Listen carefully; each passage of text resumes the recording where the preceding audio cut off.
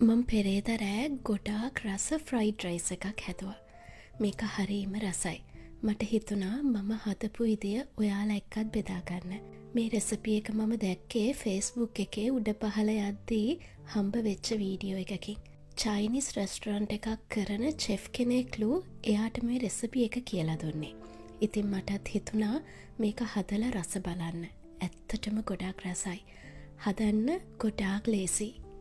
කටු රහිත කුකුල් මස් ග්‍රෑම් 400ක් අරගෙන ඒක පොඩි කෑලිවලට කපාගෙන ලුණු කුඩු, ගම්බිරිස් කුඩු, පප්‍රිකා කුඩු එකතු කරලා සුදු ලුණු පේස්ට් එකනුත් පොඩ්ඩක් එකතු කරලා දෙහි ඇඹුල් ටිකකුත් දාලා හොඳට අතින් කලවම් කරා. එහෙම කලවම් කරලා ඉවර වෙලා ඒකට කෝන් ස්ටාර්ච් වලිනුත් ටිකක් එකතු කරා. මේ ප්‍රමාණයන් මම ඩිස්ක්‍රිප්ෂන් බොක්ස් එකේ ලියලා තියෙන්නේ. ඒකෙන් ඔයාලා ප්‍රමාණයන් බලා ගන්න. ඊට පස්සේ හොඳට අතින් අනලා මම මේක ෆ්‍රිජ් එකේ දාලා තිබ්බා මැරිනේට් වෙන්න. හවස් වරුවේ හදපු හින්දා හවස තමයි මේ මස් ටික බැදගත්තේ. මස් කෑලි පොඩියට කපා ගන්න කිව්වට මෙන්න මේ තරමේ සයිස් එකටවත් මස් කෑලි තියෙන්න ඕනේ.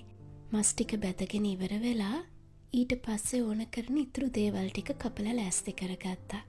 ඊට පස්සේ පෑන් එක ලිපෙන් තියලා පෑන් එක රත් වෙද්දී ඒකට තෙල් වලින් මේස හැඳි 6ක් එකතු කරා. හොඳට අහගන්න මේස හැඳි වලින්ම 6ක්. ඊට පස්සේ තෙල් ටික හොඳට රත් වුණාම ඒකට චූටියට කපාගත්තු සුදු ලූණු බික් 3ක් එකතු කරගන්නවා. ඒ ටික රත් වීගෙන එද්දී බිත්තර වලින් 3කුත් එකතු කරගත්තා. මේ ටික ඔක්කොම මම ලෑස්ති කරගෙන හිටියේ මට ඉක්මනට හදන්න පහසු වෙන්න. බිත්තරේ හොඳට ස්ක්‍රම්බල් කරගත්තට පස්සේ ලූණු එකතු කරා. ඊට පස්සේ කැරට් එකතු කරා.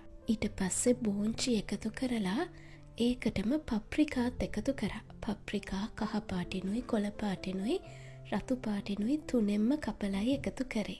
ඊට පස්සේ හොඳට කලවම් කරා විනාඩි 7-8. ඊට පස්සේ බාස්මති හාලෙන් උයාගත්තු බත් වලින් කෝප්ප 3ක් එකතු කරලා හොඳට කලවම් කරා. ඊටත් පස්සේ එකතු කරා ලුණු වලින් තේ හැඳි 1ක්.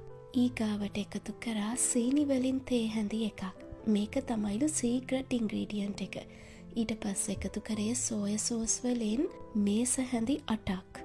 ඊට පස්සේ ඒකටම කපාගත්තු ලුණු කොළයි කපාගත්තු ගෝවා ටිකකුයි එකතු කරලා ගින්දර පොඩ්ඩක් වැඩි කරලා හොඳට මුළු බතම සෝයි සෝස් ටික බත් ටිකට උරා ගන්නකම් කලවම් කර කර උයාගත්තා.